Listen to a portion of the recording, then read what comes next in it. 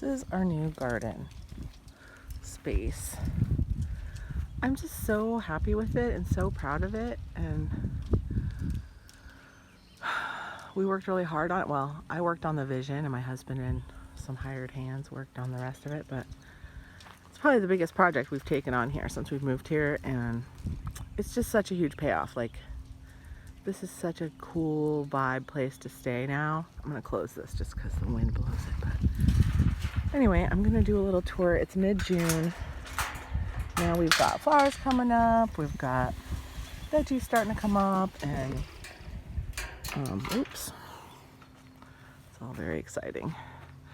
So I thought I'd do another tour now that we've kind of settled into it. There's like this tent we moved over from the barbecue zone because we got new tents over there, so now there's just a lovely little sitting area out here. We put some of the canopy walls on the back just for a wind block because it's super windy out here, and I think we thought if we covered something on that whole fence it would help, but because it's such a big space now, it just doesn't really help at all. The wind goes right over it from every direction. Well, mostly from this direction, but still, everything just learns to live in the wind, but that's okay. But here it's like a really nice spot now to chill. You know, there's shade in between doing chores, and put a couple flowers out here. The bees seem to really love the lavender, and so I put one of the lavenders out here, and this other one that's, I'm not sure what this is, but it likes shade, so it gets a lot of shade out here. Oops. And yeah, so it's just a smoke spot here, chill spot. When my family came to visit, they just hung out here just because it was less windy and so pretty to hang out here. And there's a hammock over on what I call the little red house, but it's a little storage area. But anyway, okay, let's walk on. Oh, I hear Stuart coming back, so it's a truck noise. Still the babying zone of things that need attention or planting, or we're just babying them. There's still like now there's a little bit of areas to weed whack, but not very much. And we also laid it out so that the mower could go through the bigger parts pretty easy. So it's doing good. Let's take a walk around. Here's our peas. Look how pretty. They're flowering. Got snacking a few peas off of, ow, something bite me. A few peas off of one of them. And aren't they pretty? They're so pretty. I never thought I'd have love for vegetable plants the way I do, but I just think this is gorgeous and lovely. And then I love Hugh Richards' channel. And he had talked about the importance of putting flowers in the garden, to make it, pollinator friendly, but also just for the beauty and enjoyment. And he had said something about cosmos. So we got I saw a 6-pack of cosmos, so I put them out, and look at how they're gorgeous. They're all different colors. They're getting gigantic. Look, there's already a little ladybugs are coming around. It's wonderful. And so he's right, just for the pure beauty and enjoyment, they're just gorgeous, and it makes coming out here. Flowers make you happy. I don't care who you are. Try it. You got happiness issues? Put out some flowers, man. I'm just saying. They're not that hard to grow, and they make you smile. You can't help it. So here's my urban strawberry garden. It's going pretty well. I think the theory is good that I didn't have many bugs like when I started growing the strawberries with the stinky herbs. However, all these strawberries right next to the stinkiest rosemary have gotten bites on them underneath. So I trimmed back a bunch of this oregano, and I put the sticks kind of around just to be stinky. And so I'm hoping that helps. But we got some of these new strawberries going. These are the sparkle strawberries that I got from a plant sale, and they have these little arms that are just going everywhere. It's pretty neat. And then I just harvested a bunch of that parsley, which we like. This guy is a blue sage, and he just seems to be what are those an aphid magnet, which is good. Truck noise. Stop. Stuart's home. Let's pause. Okay, walking on. Here's the little house. Still has the hammock in front. Here's my failed windscreen, which is now going to become a trellis for raspberries, which we have a couple baby raspberries we're going to plant there. So pretty soon we should probably plant those out. It's warming up. It's going to be cool. It's going to be real pretty. And then we planted all these beds, or our vining beds, and the back bed is greens. So this is beans. Stu put out some sunflowers at the corners. So that's what the tall ones are. Sunflowers for decoration, I guess. We didn't agree on that, by the way. But here's more of our cosmos. Going nuts. Oh, they're just gonna flower like crazy, but look how gorgeous those are. Okay, beans are almost to the point where they can reach the trellis. More flowers. This is our cuke bed. So we just have a few cucumbers so far, and as we'll probably buy some more starts, and we're just trying to do progressive this time, which we don't plan very well, but it's just water. Yeah, here's some more sunflowers coming up. Aren't they cute? They're gonna be so cute. Look at this dude. Hello. Big zook.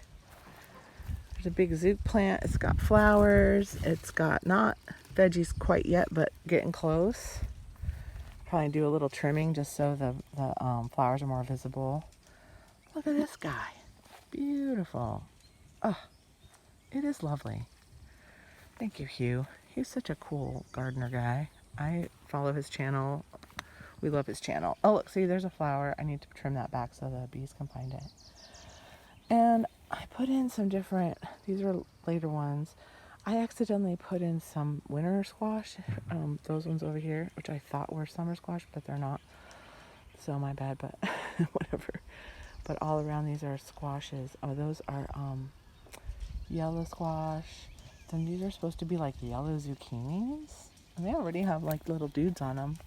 Little baby dudes. So we'll see. And then these are going to be just regular zucchinis. These are zook. So yeah, it's going to go nuts.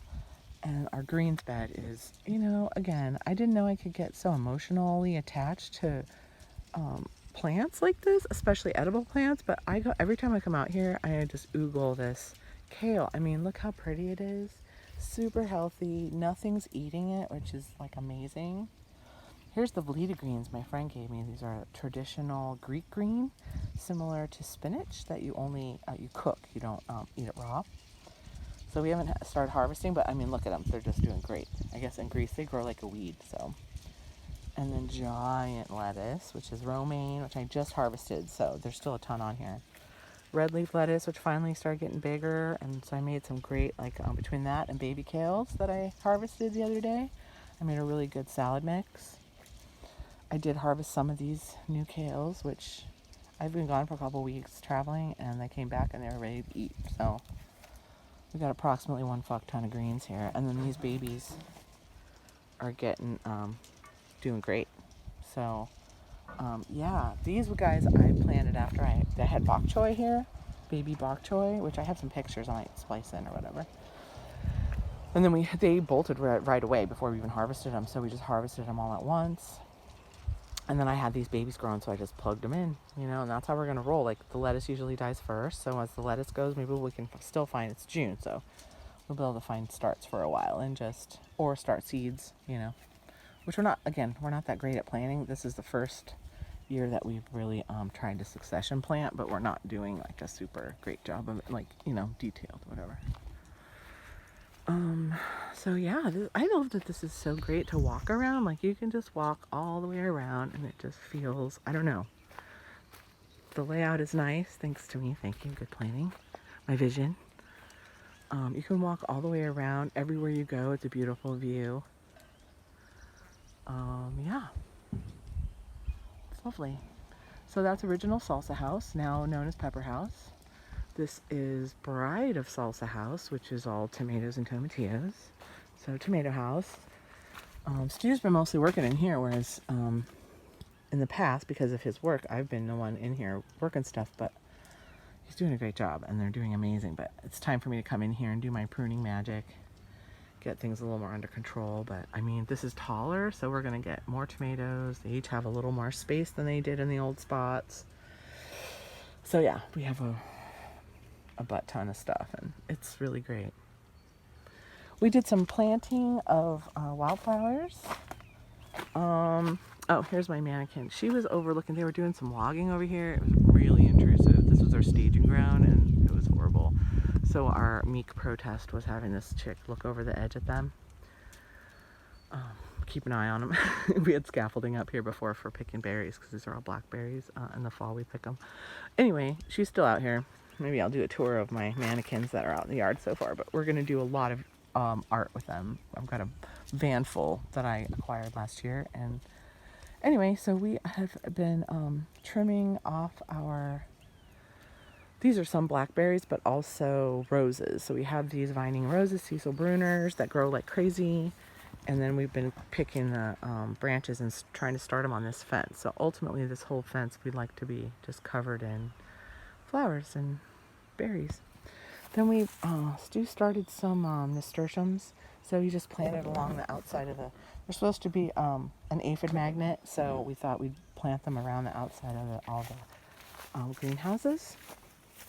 Although they're not so much a problem in the tomato house as much as the pepper house. So yeah, still pretty easy to walk around. Needs to be weed backed in here a little bit. There's our little house. I'm going to put a little art on the outside. Now that we've done all this work, I feel it's lacking art. And so that's my next thing, is to get on some of the art projects I've wanted to do for the yard, like mannequin projects. And also I have these crocheted hoops that I do out of rope, and they're going to be cool. So yeah, Pepper House is doing good. It's just starting to warm up here, so things are a little small. That's a tomatillo, actually. They're already having aphid issues, so I need to pay attention in here and do my magic in here on that. Whenever we find a ladybug, we bring her in here and hope that she hangs out and eats aphids. So over here, these are the beds that mostly it's been my husband. We've also got some more rhubarb. I have trouble coming up with names for things, and any ladies that are close to my age will understand that's part of being perimenopausal or near menopause. Sorry if that's TMI for some of you, but it's just nothing, we never talk about it, you know? And I was thinking maybe I was just a burnt out stoner, but really it's menopause, and sometimes I just can't think of the words for things, and that's normal. Anyway, we're gonna, these are starting to come back. They were kind of sad and dead. Some of them did die, I think, but the ones that are growing, we're gonna mark them off so we quit stepping on them. Anyway, here we have our choke bed. We already ate some artichokes off of here. It obviously needs to be weeded, and we need to harvest the rest of the artichokes and see what grows after that. We don't know, because we're kind of noobs with the artichokes, but let me just say they're the most delicious artichokes ever. This is Stu's bed he's been working on. This is going to be, these are all, over here are pumpkins, different types of pumpkins. So we just thought we would let him just take over this whole corner and go up the fence if they need to or whatever. And that's our plan for this corner. And then he also put a few bush beans in the front. Supposedly they're supposed to work well together or whatever. Cool. Again, flowers over here looking good. I just think these are the most beautiful plants. We have one that's not making any fruit, but just like a ton of leaves. So I might just let bugs go to it. It hasn't really drawn bugs much. I mean, here's some bug damage of some kind, but it really hasn't. I haven't found aphids on it or anything, so maybe they don't even care about it. I don't know what's up with that one. So Stuart has been, again, planting these ones. These are, he had some corn. I think that's a potato. That might be a couple rogue potatoes that grew. Potatoes. No, these are potatoes and garlic. This is our, dude. I gotta find his arms. He's got these great, leaning arms. He's very intent looking. So he's keeping an eye out, giving a hairy eyeball to the deer and the neighbor sometimes. It is a little freaky because these are all covered. So when we had our family come and stay, they camped out about right over there. And they would walk by this way from here, and then it's like, boom, this guy's looking at you. That's right. I think these are carrots.